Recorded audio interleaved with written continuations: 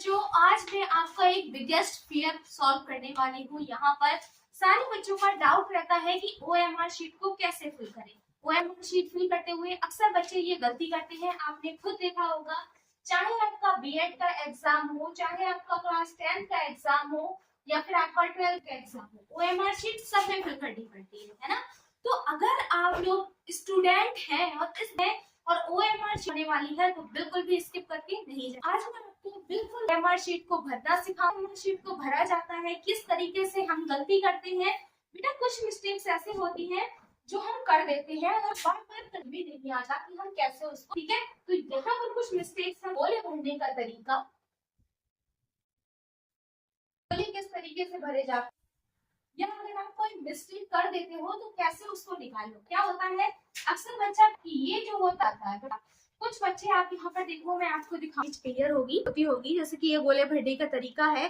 तो यहाँ पर ए दे रखा है, ये दे रखा है, तो किस तरीके से गोले भरे जाते हैं, ठीक है। तो बेटा सबसे पहले तो हमें कि जो हमारा ये गोले भरे जाता है, तो गोले में क्या होता है, यहाँ पर 1 2 3 4 एंड 5 दे रखा होता है। उसके बाद में 1 2 3 4, 1 2 3 4, 1 2 3 2 1 2 1 2 1 चीज हमारी होती है। ये आप सभी ने देखी है। होता है बी होता है, सभी में ABCD होता है। तो होती है कैसे फिल करनी है, ठीक है। ओएमआर शीट में बहुत मिस्टेक करते हैं, तो हर बार ये आता है आया ये दीदी मैं ये नहीं कर, ये डाउट बिल्कुल नहीं रहना चाहिए। बिकॉज आपको मैं अभी ही जुलाई में बता दे रही हूँ कि कैसे आप फिल करोगे। पता है आपको ना पूछा गया है, क्वेश्चन को बी दे रखा है, तो आप कैसे फिल करोगे। आप सबसे पहले ये साइड से फिल करते आओगे। कैसे फिल करोगे, जलोगे बिल्कुल असोकर वर्क करोगे, without hesitation you do this work.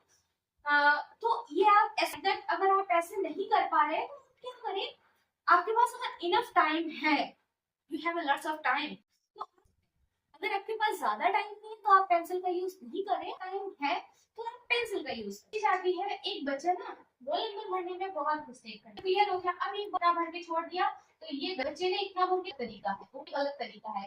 Right way to fill your, अगर आप इस तरीके से करते हैं माना जाएगा, आपको मार्क्स मिलेंगे।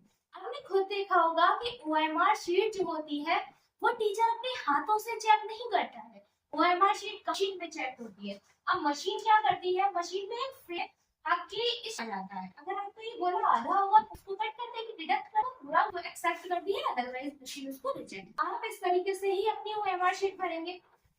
दूसरी आती है और बच्चे कुछ मिस्टेक्स और करते हैं। मैंने एक चीज और आती है इंटरमीडिएट में, ये ओएमआर शीट पे आंसर लगाया है, आपको लिखना होता है। आंसर लगाया है, बी वाला लगाया है, सी वाला, डी वाला, मतलब 1 2 3 4 इस तरह। आप इसको भी ध्यान से फिल करना, कुछ भी स्किप नहीं कर देना जो मैं बताऊं।